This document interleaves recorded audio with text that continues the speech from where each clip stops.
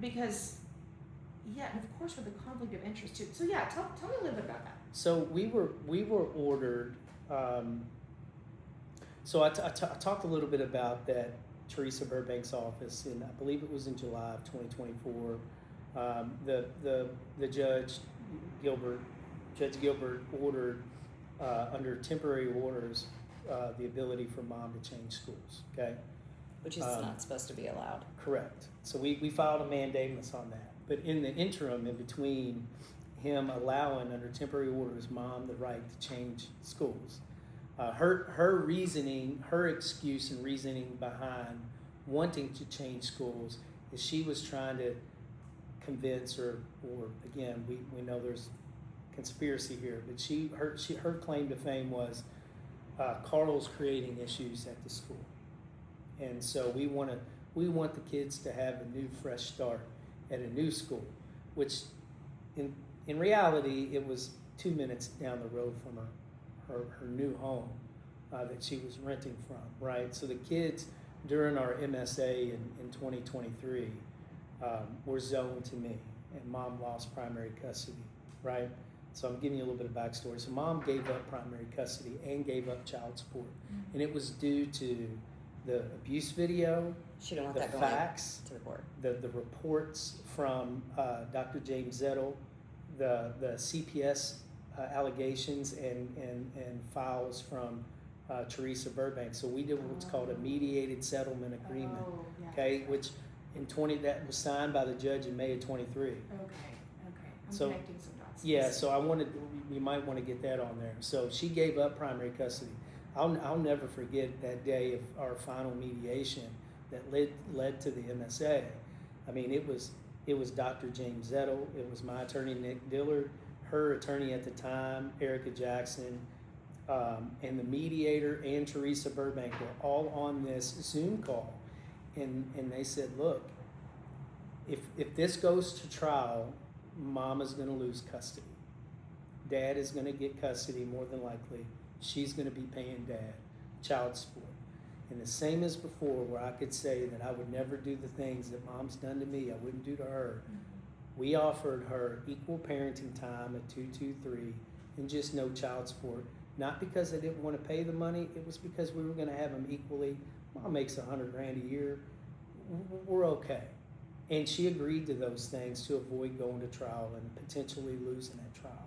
Looking back, hindsight 2020, I made a mistake.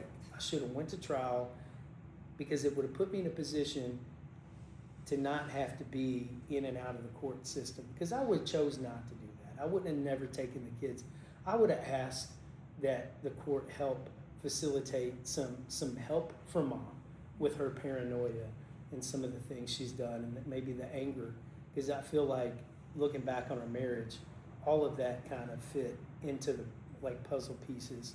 And then you fast forward to the temporary orders where Judge Gilbert allowed her to change schools. That session after that temporary orders meeting was a session with me, Teresa, mom, and both kids, and that's when mom was voicing in front of everyone that the kids were excited about changing schools, and both kids, no way. And my son jumped up 2 different times, and that second time, I used some choice words. I said, he's right, you are an effing liar. And the judge took my kids, took my rights away. Immediately, ordered me supervised visitation, temporary, through at ABC. Access Builds Children. I think I had 13 to 15 visits altogether, and every one of my reports are glowing, but a few of them have some pretty significant, what I would say, very concerning things that the kids reported, which are documented by the monitors at ABC. I think verbatim, one of them was, mom says that, you're choosing to see us here, and you could see us anytime you want to see us, but you don't want to see us. My son and my daughter both, and again, it's documented that mom says you don't love us anymore, and you love Amanda and her girls more. I think Mhm. It's awful to talk about. one of the reports states that, you know, the things that we made. So during our 4-hour supervised visitation at ABC, you're supposed to bring food or provide lunch, and then activities, things to do with the kids, and so we do all different kinds of things. We try to make the best of it.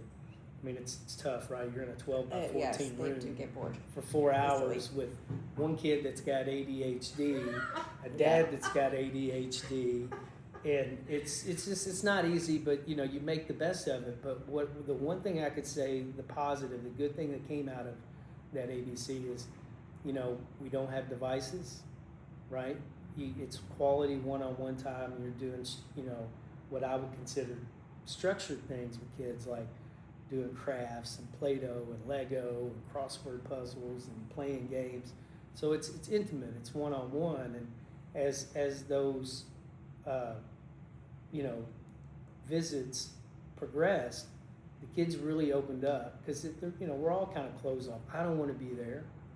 I mean, I'm, no offense, but you know, I'm there with drug dealers and drug addicted people and you know, abusers and kids that have been sexually abused, and Right. you know, it's and we don't have none of those things in my case, and you know, it's tough. You know, there's mold on the floor and there's roaches everywhere, and it smells, and Yeah. you know, it's not a good place to be. And but I will say that we were blessed with one of the monitors. His name was Oh, he's Chris. fantastic. he, Very thorough. He He was great. He knew what was going on. Well, and was it Lily that said about the crafts when they took? Yeah, when they like took, that. Lily reported that when they got home, Mom would throw them away. the stuff we would make. With Yeah, them. and we had issues with that from Mom in the past, like things that my mom or my sister would buy the kids. She would she'd sell throw- them. she'd sell them and throw them away. Yeah. Just very immature things. But you know, the monitor at the end, one of my last visits there, Chris, after the kids left, and you know, he had tears in his eyes, and he said, "You're phenomenal, Dad. You don't deserve to be here." And believe it or not, Carl, there's more people here on your side than you think. Yeah. Especially when you feel like everybody is against you. That's right. And one of the, I tell you, silver linings in this is, throughout this is you know, Teresa Burbank, she doesn't understand, right? And she's always been neutral and unfortunately very unpredictable when it comes to her testimony, because she'll say one thing, but then, and say she's going to take a hard line or a hard stance on something, but then kind of gets real soft. In Switzerland. Yes, Yeah. and here recently, a blessing in disguise is she ran into Chris, the monitor in her office, Wow. and Chris was very adamant and outspoken, and told her directly that the things that Carl is accused of and was terminated for never happened, and she put that in writing to all parties in this case. Okay, Just a yeah, few you're weeks right. ago. This is a huge part of it. Mhm. I have more questions then. Okay. Okay.